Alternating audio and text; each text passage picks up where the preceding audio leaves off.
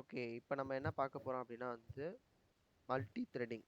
ஜாவால வந்து multi threading concept பத்தி மேலோட்டமா பார்க்க போறோம். எப்படிலாம் ஆக்சஸ் பண்ணலாம், அந்த விஷயங்கள்லாம் பார்த்துட்டு, அம் ஜார்ஜோட கொஸ்டின் பேப்பர் எடுத்து பார்க்கலாம். ஜார்ஜோட சாம்பிள் கொஸ்டின்ஸ்.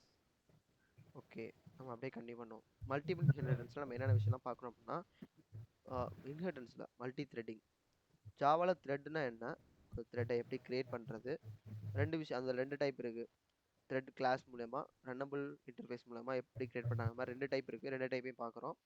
அப்புறம் அந்த இதில் இருக்க என்னென்ன மெத்தட்ஸ் இருக்குது, அந்த த்ரெட்டை கிரியேட் பண்ணிட்டோம், அந்த த்ரெட்டை ஆக்சஸ் பண்ணுறதுக்கு என்னென்ன மெத்தட்ஸ் இருக்குது அது. அப்புறம் த்ரெட் ப்ரியாரிட்டிஸ் இருக்குது. அப்புறம் சிங்க்ரனைஸ் அப்படின்ற ஒரு சில விஷயங்கள் இருக்குது.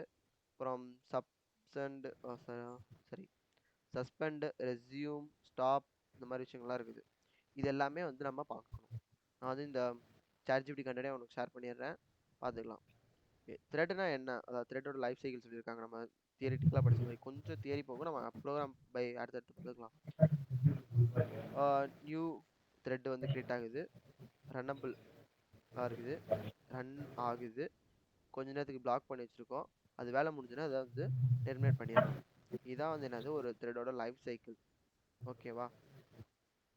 நம்ம 2 வழியில் கிரியேட் பண்ணலான்றாங்க, த்ரெட் கிளாஸு, ரன்னபிள் இன்டர்ஃபேஸ், 2 வழி. இது நம்ம பேசிக்கே தெரிஞ்சிருக்கும்.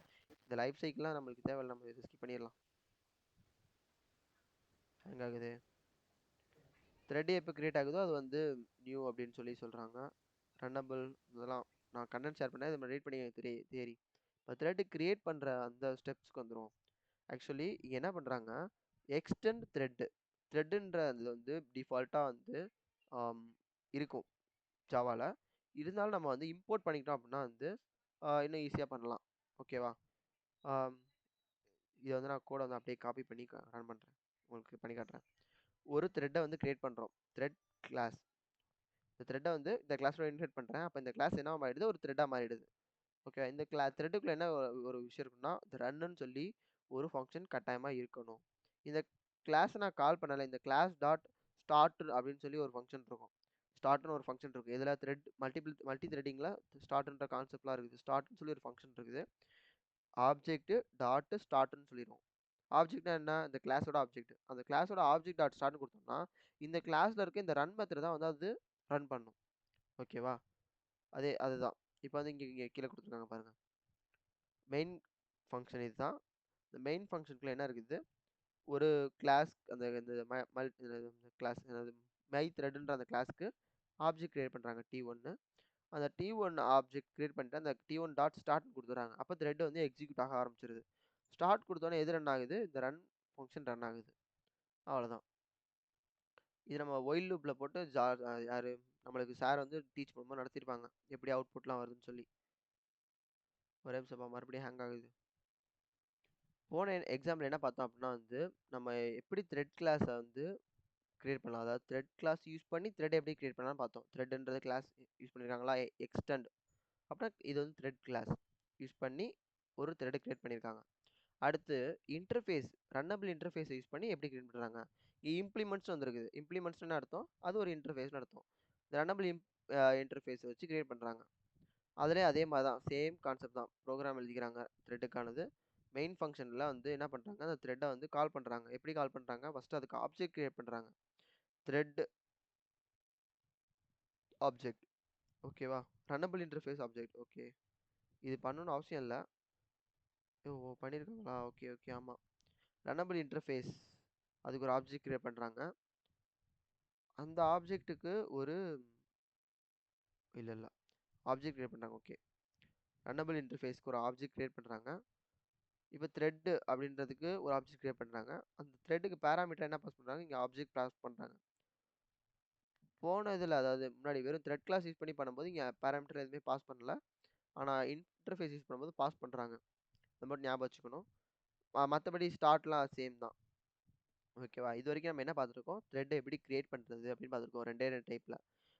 த்ரெட் கிளாஸ் வச்சு நம்ம கிரியேட் பண்ணலாம், ரன்னபிள் இன்டர்ஃபேஸ் வச்சு கிரியேட் பண்ணலாம். ரன்னபிள் இன்டர்ஃபேஸ் வச்சு கிரியேட் பண்ணும்போது அந்த இன்டர்ஃபேஸுக்கு ஒரு ஆப்ஜெக்ட் கிரியேட் பண்ணணும். அப்புறமேட்டு அந்த ஆப்ஜெக்ட் வந்து எங்கே பாஸ் பண்ணணும், த்ரெட்ன்ற அந்த ஃபங்க்ஷனில் பாஸ் பண்ணணும். அவ்வளோதான். இப்போ த்ரெட்டில் இருக்க என்னென்ன மெத்தட்ஸ் இருக்குது அந்த மாதிரி விஷயம்லாம் பார்க்குறோம். அலைவ்னு ஒரு மெத்தட் இருக்கு. அதாவது இது என்ன பாஸ் பண்ணும், த்ரெட் வந்து இப்போ ரன் ஆகிட்டு இருக்கா இல்லையான்றதை பாஸ் பண்ணும். Thread is alive, t1 dot is அலைவ்ன்ற ஒரு ஃபங்க்ஷன் இருக்கு. இஸ் ஜாயின் அப்படின்னு ஒரு ஃபங்க்ஷன் இருக்கு. அதாவது ஜாயின்னா வெயிட் பண்ணு, அடுத்த த்ரெட் ஒர்க் வரைக்கும் வெயிட் பண்ணு.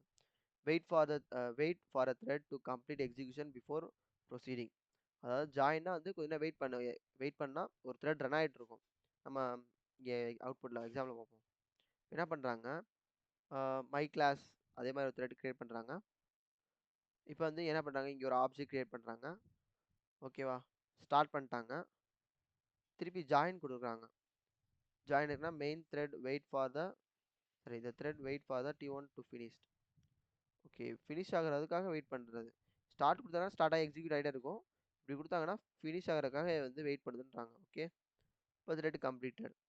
ஒரு சில ஃபங்க்ஷன்ஸ் இருக்குது, அந்த ஃபங்க்ஷன் அந்த ப்ராப்பர்ட்டிஸ் மட்டும் பார்த்து நம்ம ரன் பண்ணிக்கிட்டா போச்சு. த்ரெட் ப்ராப்பர்ட்டி படிச்சிருப்போம். மின் ப்ராப்பர்ட்டி, மேக்ஸ் ப்ராப்பர்ட்டி. மின் ப்ராப்பர்ட்டினா வந்து அதாவது இப்போ நம்ம இதுக்கு முன்னாடி பார்த்த எல்லாமே ஒரே ஒரு த்ரெட்டை மட்டும் தான் கிரியேட் பண்ணுறாங்க, அவுட்புட்டில் வந்து கொண்டு வராங்க, அதாவது ரன் பண்ணுறாங்க.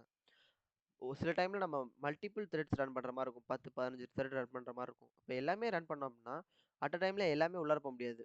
நம்மளோட இம்பார்ட்டண்டான த்ரெட் தான் உள்ளார போகணும்னு சொல்ல முடியாது. எது வேணால் உள்ளார போகலாம்.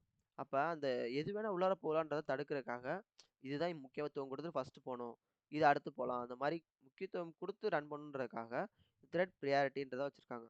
நம்ம மேக்ஸ் ப்ரியாரிட்டி கொடுத்தோம் அப்படின்னா அது அந்த அந்த த்ரெட் வந்து இம்பார்ட்டன்ட் இருக்கனால அது ஃபஸ்ட் உள்ளார போகும். அதாவது ஃபஸ்ட் உள்ளார போகும்னா ஃபஸ்ட்டு வந்து ரன் ஆக ஆரம்பிச்சிடும். நம்ம மின் ப்ரியாரிட்டி கொடுத்தோன்னா அது கடைசியாக ரன் ஆக ஆரம்பிக்கும். அந்த மாதிரி த்ரெட் ப்ரியாரிட்டி கொஞ்சம் தெரிஞ்சுக்கணும். இது எப்படி வந்து செட் பண்ணுறாங்க அப்படின்னா, அந்த த்ரெட்டுக்கு ஒரு ஆப்ஜெக்ட் கிரியேட் பண்ணுறாங்களா, அந்த ஆப்ஜெக்ட் டாட் செட் ப்ரியாரிட்டின்னு சொல்லிடுறாங்க. செட் ப்ரியாரிட்டி அது சொல்லிட்டு அந்த த்ரெட் டாட் மேக்ஸ் ப்ரியாரிட்டின்னு சொல்லியிருக்காங்க. த்ரெட்ன்ற கிளாஸில் மேக்ஸ் ப்ரியாரிட்டின்னு சொல்லி ஒரு டேட்டா இருக்குது, அதை வந்து இங்கே கால் பண்ணுறாங்க. இதெல்லாம் ப்ரியாரிட்டி. சிங்க்ரனைஸ் அப்படின்னு சொல்லி இன்னொரு கான்செப்ட் இருக்குது. அதாவது இப்போ வந்து என்ன அர்த்தம்னா, ப்ரியாரிட்டி மாதிரி தான் எதுவுமே, என்னது multiple thread accessing share resource can cause race condition. அதாவது நிறைய த்ரெட்டை நம்ம ரன் பண்ணும்போது எது த்ரெட் ஃபஸ்ட் உள்ளார போவேன்ற ஒரு ரேஸ் வந்து அங்கே இருக்கும், அதாவது ஒரு போட்டி. எது நம்ம ஒரு கன்ஃபியூஷனாக இருக்கும். அதை வந்து கண்ட்ரோல் பண்ணுறதுக்காக தான் வந்து இந்த சிங்க்ரனைஸ், அந்த செட் ப்ரியாரிட்டி, அதாவது த்ரெட் ப்ரியாரிட்டியுமே வந்து அந்த கண்ட்ரோல் பண்ணுறதுக்காக தான். ஆனால் அந்த சிங்க்ரனைஸும் அதுக்காக தான் யூஸ் ஆகுதுன்ற மாதிரி சொல்கிறாங்க. ஓகேவா, இப்போ இதில் என்ன பண்ணுறாங்க, சிங்க்ரனைஸ்ன்னு சொல்லி ஒரு ஃபங்க்ஷன் வச்சுக்கிறாங்க. இந்த ஃபங்க்ஷனை வச்சுக்கிட்டு அவங்க வந்து என்ன பண்ணுறாங்க, ஒரே அண்ணா சொல்லு போஸ். 10:30 ஆயிடுச்சுடா, லைட் ஆஃப் பண்ண சொல்லுவாங்கடா, நம்ம காலைல பார்க்கலாமா? ஓகே போஸ், நான் இது வரைக்கும் பார்த்த வீடியோ அனுப்பிச்சு விட்றேன். எனக்கு இந்த உனக்கு இது மட்டும் தான் கொஞ்சம் புரிஞ்சிருக்கும்னு நினைக்கிறேன். இந்த இப்போ நான் கண்டென்ட்டை ஷேர் பண்ணுறேன். சார் கொஸ்டின்ஸ்லாம் எப்போங்கண்ணா பார்ப்பேன்? எது போஸ்? இப்போ சார் அனுப்பியிருக்காங்களா, அந்த கொஸ்டின் தானே நாளைக்கு வரும் எல்லாமே. அண்ணா அந்த நெஸ்டட் ஓகே, பேலன்ஸ் வந்து நான் கண்டென்ட் ஷேர் பண்ணிடுறேன், அந்த கண்டென்ட்டில் பார்த்துக்கோங்க.